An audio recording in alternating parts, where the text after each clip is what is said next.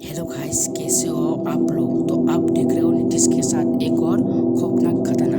तो चलिए इस खौफनाक घटना को आपको मैं सुनाता हूँ। तो ये घटना आज से 12 साल पहले है। ये घटना मेरे दोस्त के साथ घटी थी। तो उन दिनों में बिहार के एक छोटे से गांव हसनपुर के अस्पताल में मेरे दोस्त कार्य करता था। एक रात अस्पताल से ज़्यादा मरीजों की वजह से रात के 12 बज गए थे। उस रात तेज बारिश हो रही थी। मैं भीगते भीगते अपने घर पहुंचा। कपड़े गीले हो जाने की वजह से मैं अपने कपड़े बदल ही रहा था कि अचानक दरवाजा खटखटाने की साउंड आया। मैंने सोचा इतनी रात को कौन आया होगा। मैंने दरवाजा खोला और देखा कि एक लड़की जो बरसात में भीगी हुई थी रोते हुए कहने लगी कि मेरी माँ की तबीयत बहुत खराब है, आप जल्दी चलिए नहीं तो वो मर जाएगी।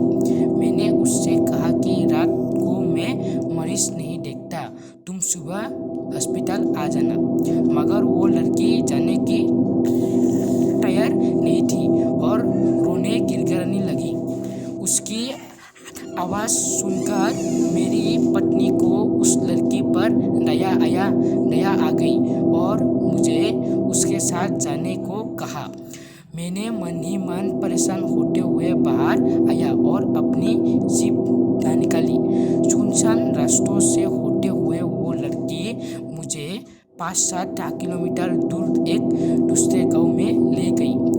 मैंने सोचा कि ये लड़की इतनी रात को मेरे यहाँ कैसे पहुँची, लेकिन मैंने इन बातों की तरफ ध्यान ना देते हुए एक मकान में पहुँचे और वहाँ उसकी माँ बीमार पलंग पर लेटी थी।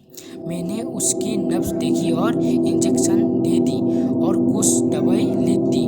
उस लड़की को मुझको बाहर मेरी जीप तक मुझको छोड़ दिया। फिर मैं घर पर आ गया। तो नेक्स्ट सुबह में जब अस्पताल के लिए जाने लगा तो सोचा कि रात वाले मरीज से मिलता जाऊं। थोड़ा सा चक्कर ही पड़ेगा रास्ते में जाने को, ये सोचकर मैं वहाँ गांव में पहुँचा। मैं रात को जिस मकान में गया हुआ वो जगह पर मुझे नहीं दिखा। मुझे उस जगह पर खंडर नजर आ रहा था। तो मैं गांव वाले लोगों से पूछने लगा कि यहाँ एक घर और परिवार रहता है।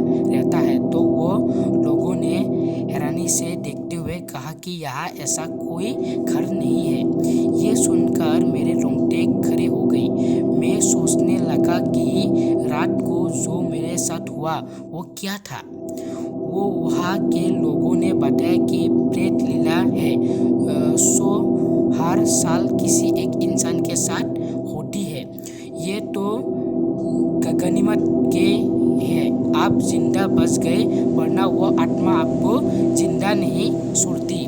मैं हालांकि भूत प्रेत से ज़्यादा विश्वास नहीं करता था। मैं जब गांव वाले के साथ उस खंडर में पहुंचा तो उस खंडर के बाहर मेरी जीप के पहिए की निशान थे और वो इंजेक्शन और दवा भी वही पड़े थे। मैंने बिना लोगों से और बातें किए फिर से घर लौट आया और घर वाले को सारी बात बताई। उसके कुछ दिनों बाद मेरे तबादला दूसरे गांव में हो गया।